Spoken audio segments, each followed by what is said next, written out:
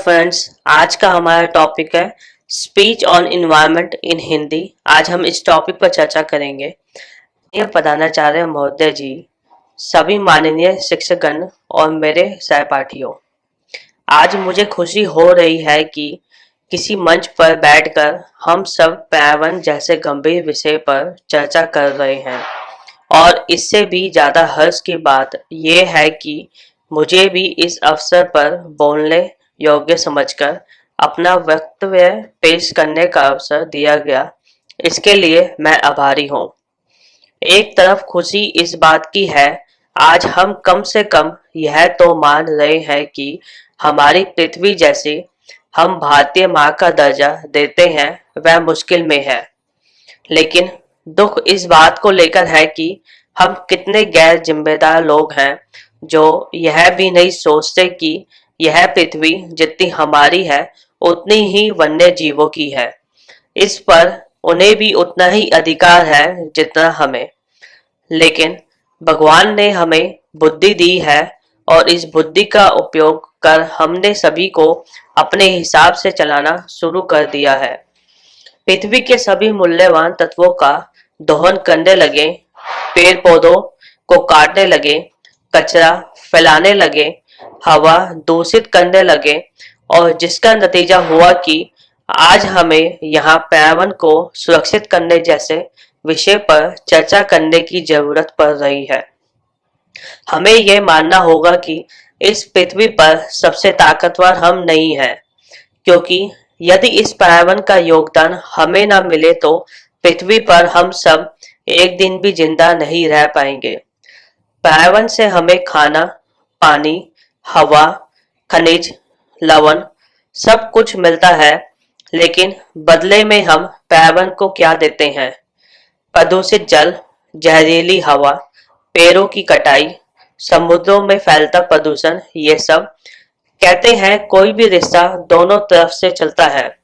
अब आप ही बताइए, हम पर्यावरण को बुरी चीजें दे रहे हैं तो पर्यावरण हमारा भला कब तक सोचता रहेगा?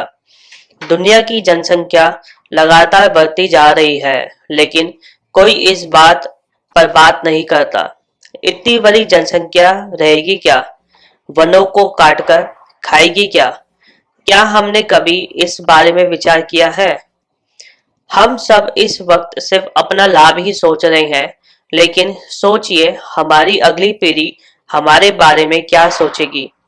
हमारे पूर्वजों ने हमें एक स्वच्छ पृथ्वी दी थी, लेकिन हम भावी पीढ़ियों के लिए एक दूषित पृथ्वी बनाने में जुटे हुए हैं। लेकिन अब वक्त आ चुका है। यदि अभी भी नहीं जागेंगे तो बहुत देर हो जाएगी। फिर हाथ मलने के अलावा और कुछ बचेगा नहीं। इसलिए जरूरी कदम उठाने होंगे।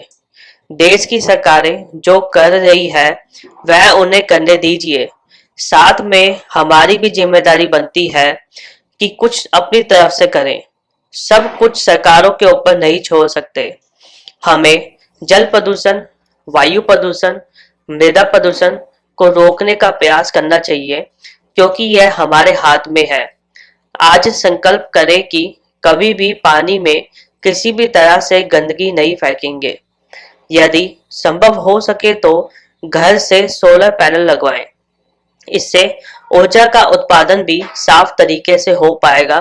साथ में आपके ऊपर पड़ने वाली बिजली का बोझ भी कम हो जाएगा। यकीन मानिए, यदि हम सब मिलकर अपनी जीवन शैली में कुछ छोटे छोटे बदलाव कर ले तो एक बड़ा परिवर्तन हो सकता है। इसके लिए जरूरी बस इच्छा शक्ति है।